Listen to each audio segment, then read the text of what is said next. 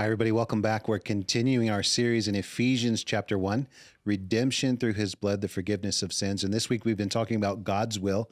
And today we found out that God has a way of administration, which is his plan, his will. That includes you and your life. And we saw that how the transformation journey conforms us more into the image of Jesus, and it prepares us for unity. In other words, the more I become like Jesus, I get closer to those who are also being transformed into the image of Jesus. So rather than fighting to come closer together first, we fight to come closer to Jesus. We yield to his conforming power in our lives. And as we do that, we find ourselves being drawn together in the family of God as we're all being conformed to that image of Christ. And that the ministry, the will that God has for us is that we would enact the ministry of reconciliation, first in our own hearts and our lives, reconciling the broken places, reconciling the sins and mistakes, reconciling my misconceptions, misunderstandings, the things that keep me from the heart of God. And then when God's doing that in me, it spills over into the lives of those around me. As God has reconciled and is reconciling things in my life, I can share and help others reconcile things in their life. And it just kind of spreads from there. That is the will of God for us today. So I'm excited to talk about this a little bit more deeply, about how God works and moves in our lives. And I'm excited to have you here with us. So let's begin. Well, everybody, welcome back to our series on Ephesians 1. Today we're talking about God's will, God's purpose for our lives, his plan, his way of administration. And Samuel shared with us a message today about that. And there was a few things that I really picked out that I really loved. One is that it all begins with Jesus. Yeah. Like it begins and it ends with Jesus. Like even in Colossians chapter 1, where it talks about all things were created by him and through him and for him.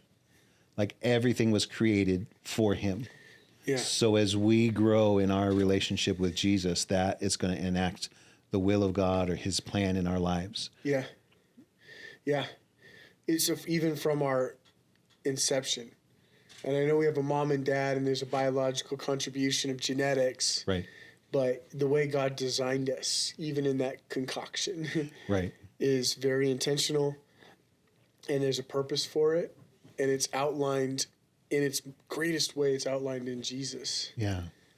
Yeah, I think that's going to lead well into next week. We're talking about purpose, and it's like your purpose is rooted in Jesus. I really love that language. But when you look at the way he works in our lives, and again, that phrase in Ephesians 1 that says the fullness of time, which always means at just the right time. Yeah. You know, sometimes we're like, God, I don't know what you're doing. I see no order. This looks like chaos. This looks like a mess. I don't know what's happening. But in the fullness of time, he brings together the pieces and the places that he has for us to be involved in this place of reconciliation, reconciling our lives and our hearts.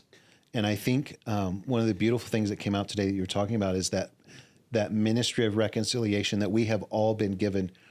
We have to first do it in our lives. Yeah. In other words, we have to enter into these places of reconciliation with God. Yeah. Before we're going around trying to help others. Like I grew up in church, so a lot of people were like, we got to do something for Jesus. And they want to get out there. And it's like, bro, you're a mess. Yeah. You're out here trying to save the world. You need to look inside a little bit because there's some stuff. Yeah. Right? So that the order of operations is allow God to reconcile within you first. Yeah. I think it's easy to get connected to a mission. Yeah. To this like objective, all hands on deck, let's do this. So I think that's really easy for us to grab a hold of. Right. But much harder is the objective of inner healing, of freedom and deliverance on this journey with God, of holiness and blamelessness. This is like a very intimidating. It's intimidating. It's huge. And I think it's cloudy too. And the thing about a mission is it takes the focus off of us. Right. Right. So if like, hey, don't look over here. Let's go do something. Let's go take that hill. Let's build a big ministry. It takes the focus off of our struggles. It takes the focus off of where we are, and it focuses on something that's good. Right. I mean, these are good things. Ministry purposes are good purposes. The problem is, and I think a lot of us, you grew up in church just like I grew up in church. Yeah. A lot of the brokenness and pain and like just the fallout we've seen of people trying to run after the ministry of reconciliation by building ministries before they built their own house, their own temple, before this was reconciled. Yeah. It's really caused a lot of the people that have been in the church, it's caused a lot of hurt, confusion, disorientation, because that brokenness just doesn't stay put when it's unreconciled. Right. It doesn't go away Yeah. if we don't allow Jesus to come in and reconcile these things within us. Right. And I think the most powerful places where we enact the ministry of reconciliation in the world is when he's done it in us first. Yeah. When you come in that authority of that victory, now you're speaking of what you know. Yeah. You know, you're not describing some place you've never been to. You're actually inviting people into a journey of some place that Jesus has already taken you. Yeah. What do you have specifics for yourself on things he's done with you? Oh yeah. Like reconciled? Oh my goodness, yeah. Yeah, so like I grew up knowing I had the soldier for Jesus, servant mentality. Yeah. You know, we're here to serve the king, which is not terrible, but if you leave out the son part, Right. it is terrible. Right. It's slavery. Yeah. And the only thing he's called us to be slaves of is liberty and righteousness, right? It's You're a slave to freedom. Oh, that's terrible. I'm a slave to freedom. Yeah. But I made myself a slave to religion because it felt holy. Yeah. Right? This slavery to religion will keep me in check. It will keep my unreconciled places from being overexposed. So I grew up trying to charge out there and do something great for God. And he's like, I want to do something great within you first. Yeah. Beyond just the salvation, like beyond just hell insurance, beyond just, you got the ticket, you're going to heaven, right? Yeah. But I want to do something great within you to reconcile your broken places, Tim. Yeah. And I'm out there trying to save everybody else, and I'm trying to like do stuff for God. And I haven't taken the time to stop and allow him into those deep places. I mean, I thought I had. Yeah. People would talk to me about this before, and I'm like, well, that's the gospel, right? Yeah, I don't know what you're talking about. Like, I did that. I prayed that prayer. Right. But I didn't know he wanted to go into very, very deep places of my soul to reconcile what was unreconciled. So for an example, I never felt like a beloved son. Even my own family, I felt like, only boy, 3 older sisters, grew up in Mexico on the mission field, came home to America. I don't fit there. I don't fit here. I don't fit in my family. So unreconciled in me was the truth of being a beloved son. Yeah. And when God established that in my soul, that I am a beloved son, that he delights in me, that he wants to partner with me, that he wants to work through me, and he wants to, indwell me with all the fruit of his presence, the love, joy, peace. It's not all toil and struggle and sacrifice. Yeah. It's joy in his presence. It's life in his presence. And he wants that intimacy with me. Like I thought intimacy was me bowing, right? Yeah. And acknowledging him as Lord. But what I didn't do was allow him to come in the deep places of my soul to be a loving father in those tender places. I kept him up on the throne. Yeah. Not here. Yeah. So there's specific things that you've recognized about reconciling your life to Jesus. Yeah. And we recognize that we're not supposed to just enter into other people's life through some kind of like labor and workforce, like slavery of ministry, but we reconcile from a place of reconciliation. Yes. Yes. Yeah, it's critical. And it's interesting too. I am not an accountant, but when you reconcile your bank accounts, what you're doing is you're taking every transaction and making sure that the purpose for that transaction is recorded. Yeah. So you know where everything went. Right. Like it's in order. It fits. There's a place. Yeah. When things are unreconciled, it's just out there dangling. It's throwing off the whole calculation. Like it's messing everything up because it's unreconciled. Right. So that's, for me, that's a beautiful picture of the things in my life that God desires to reconcile. Yeah. Because I always felt like it was this is the bad part of me that he has to punish out of me. And it's not that at all. Right. It's he wants to reconcile it so that it's put away in its proper place and it's done. Reconciled through the blood of Jesus, the forgiveness of sins, right? Yeah. The redemption that he brings. Yeah. Reconciles our broken places, reconciling our pain, reconciling the things that happened to us, the things we did. It's all reconciled. And when your life is reconciled, that provides a foundation for peace. Yeah. It's the unreconciled things that drive us crazy. Yeah. Like when we don't know, what is that? Why is it there? Why does this keep happening? Where did it come from? How long will it last? Like, is it me? Am I always going to be like, it's unreconciled. Yeah. But when things are reconciled, you have peace, you have focus, there's a strength that comes with it. So the ministry of reconciliation, it's more than just bringing a relationship back together between us and God. It is that. Mm-hmm. But it's so much bigger than that. It's the very fabric of our lives being put in order, basically. Yeah. Well, this is so the trap early on is that people don't or aren't willing to receive God's grace in a lavish way. Yeah. And that becomes such a devastating trap, because if you do receive his grace, then you get these mysteries of his will revealed. Yes. And then you begin to get this enactment of this God's will. And so today in the preaching, that word, plan or administration, is actually related to this household of God. Yeah.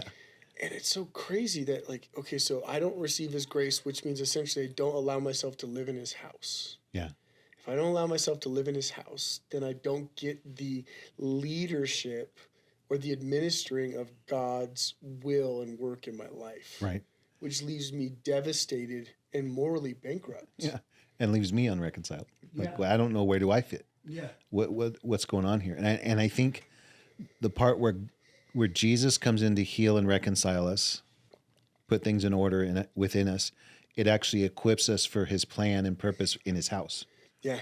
Right. And so we run around sometimes trying to find, what is God's plan for my life? What is God's will for my life? Like we're running around desperately trying to find this thing. And he's like, if you let me do this deep work in you, you'll fit right into place. Yeah. But you feel like you don't fit because you won't allow me to do the deeper thing I need to do in order to, like, that was a beautiful picture. You said it was like a puzzle piece, and he's shaping you into the right shape and form so that you'll fit in. Yeah.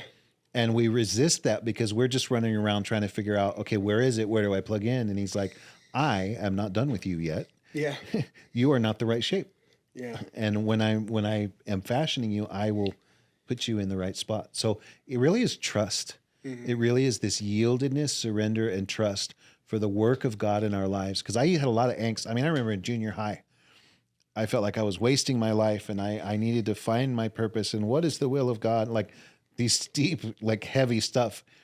And none of it in my mind was connected to that intimate relationship that he wanted with me. Yeah. It was all about do, become, create, like that all comes after. Yeah. You know, if our identity isn't formed fully in him, we will never be able to do, become, create, like the manifestation physically or organizationally or in a ministry, or that's never going to come until he can do the deep work of the soul he wants to do within us. Yeah. And when you try, it always leads to places of failure because the foundation is cracked.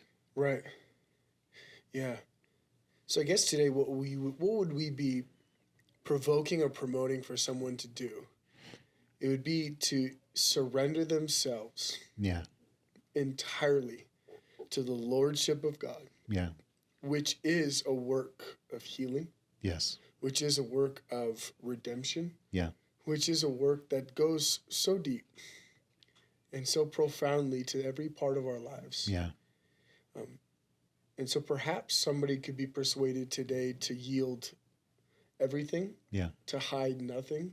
To leave no stone unturned. Yeah.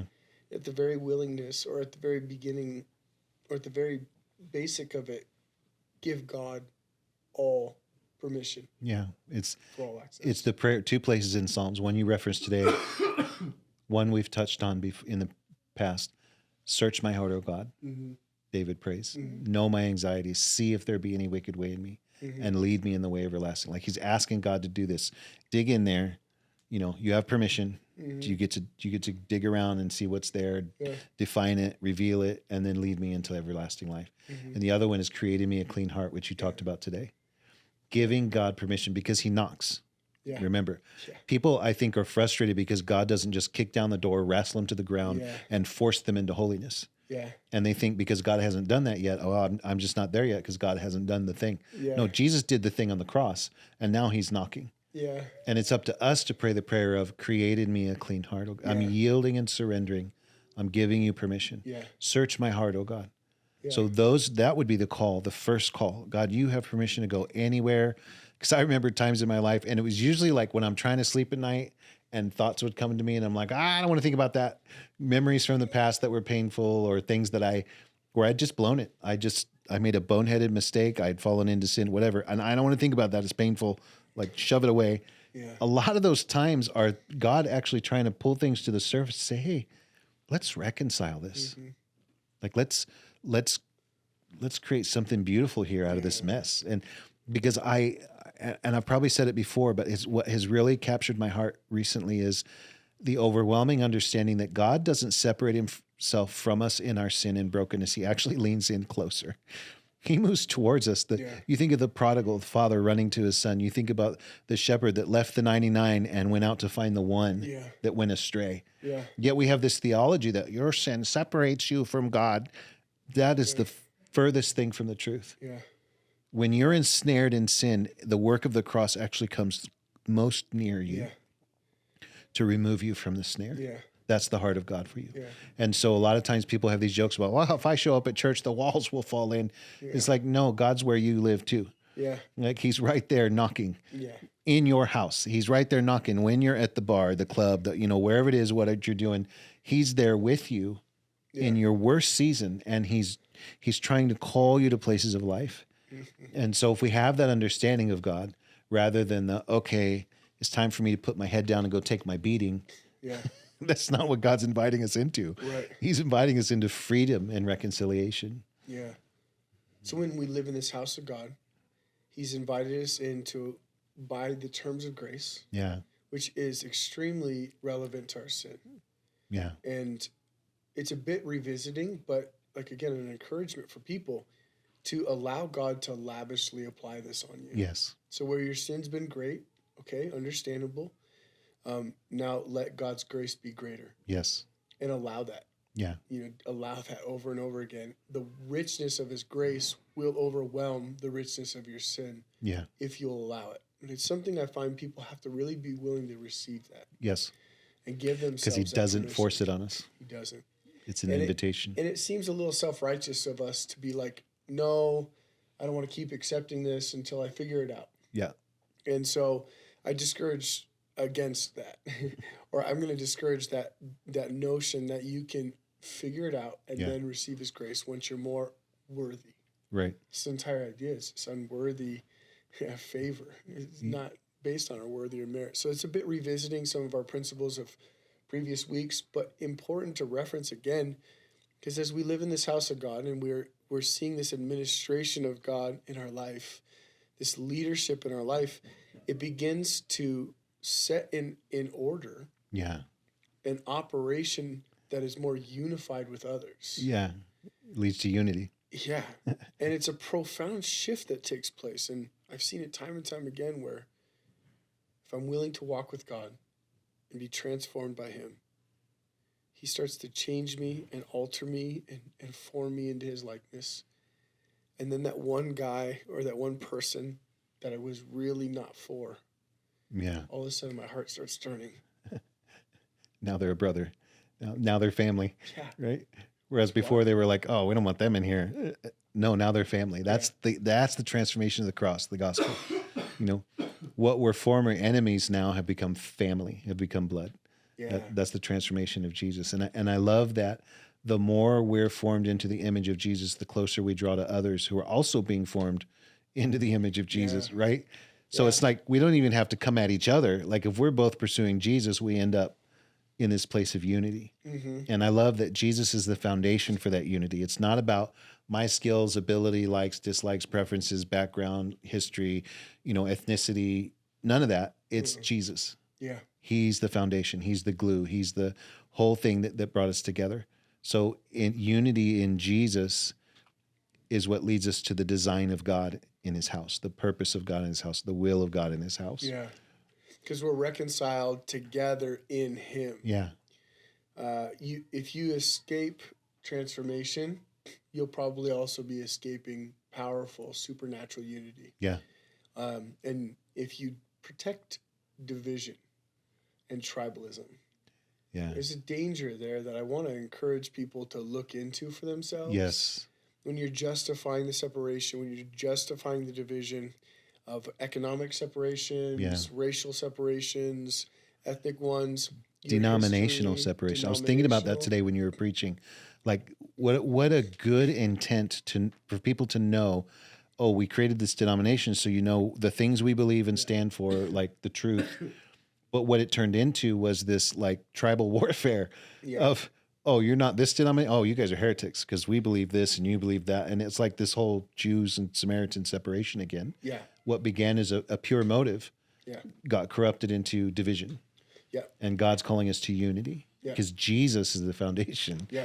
Right. And if we don't get back down to the Jesus level, if we keep talking about all of these, non-essential things that divide us, we decline unity that he's calling us into. Oh, yeah.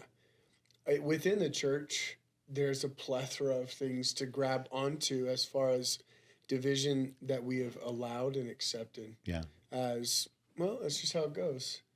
And there's a lot to be said about that. There's division that we've accepted even within a single church. Yeah. Whether it be based on gender or race or things like that. Factions. Totally. Tons of it. And you see it start to pop up, and you see it being actually really rational. Yeah. That's the interesting thing. It's always a reason. There's always a really great reason. And we might put some, Holy Spirit sprinkles on there and stick a verse or two to enforce our reasoning. Yeah. I want to encourage people to visit with God these places time and time again, and never put permanence to division. Never put concrete to it, but just allow it to always be yielded to God. Yeah. So if something has been estranged, if something has been disconnected and frayed, never make it a tattoo, Yeah. Always allow God to go back to that place with you and revisit it. I think that's why all through the New Testament, it always comes right back to love. Yeah. Love is what recentered us back into the message of the gospel. Yeah. When we get off on, this trail or that trail, it always comes back to love. And if the fuel of what we're doing isn't love, then it's going to be corrupted by some outside ideal, even if it began in purity. Like love overwhelms, love guides, love governs, love covers. Like love is the thing that keeps us focused on the very place that God is trying to take us to go. Yeah. Right? And without love, we're nothing. Yeah. Absolutely. Well, it's really powerful. Yeah. So God's will is that you love. Yeah. Yeah. So I think the final encouragement for me today to tell the people would be to really allow God to reconcile you, to live in his house. Yeah. To allow him to be the Lord of your life and truly set in order all the things. And then let it do the work with others that it will naturally do. Yes. Yeah. It's a beautiful place. That's the scary part. Yeah, it's the scary and great part, right? I trust Jesus, but I don't know you. Yeah. So I have to trust Jesus in you. Yeah. That's really good. Yeah. Yeah. Well, love you guys and hope your groups are going well. You're amazing.